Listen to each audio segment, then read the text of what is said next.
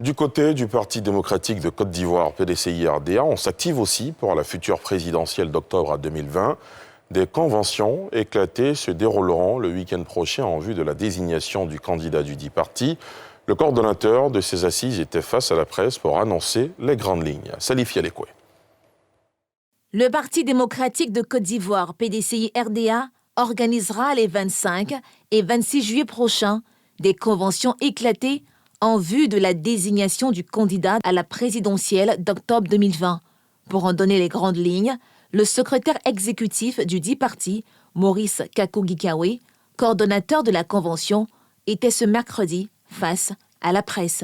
Le collège électoral, les membres du bureau politique, du comité des sages, les délégués du Grand Conseil régional, les secrétaires généraux des sections, les présidents départementaux, communaux et généraux des UFPDCI, les coordonnateurs départementaux, communaux et généraux des JPDCI, à jour des cotisations de l'année 2020, sont convoqués pour l'élection du candidat du PDCI-RDA à l'élection présidentielle d'octobre 2020 au cours des conventions des 25 et 26 juillet.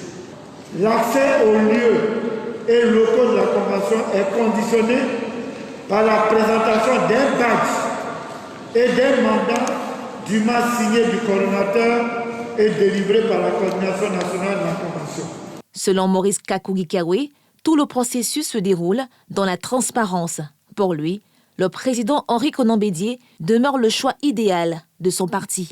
Il se trouve que notre candidat est une personnalité d'une expérience politique et professionnelle adaptée à la résolution des problèmes de notre pays dans le contexte difficile actuel de crise politique, économique, sociale, sanitaire et de turbulences et de doutes exprimés par le sommet de l'État lui-même.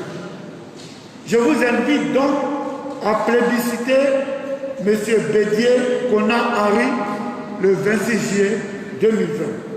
À 86 ans, Henri Konan Bédié a été retenu candidat à la candidature pour la présidentielle il y a quelques semaines par le comité électoral de son parti.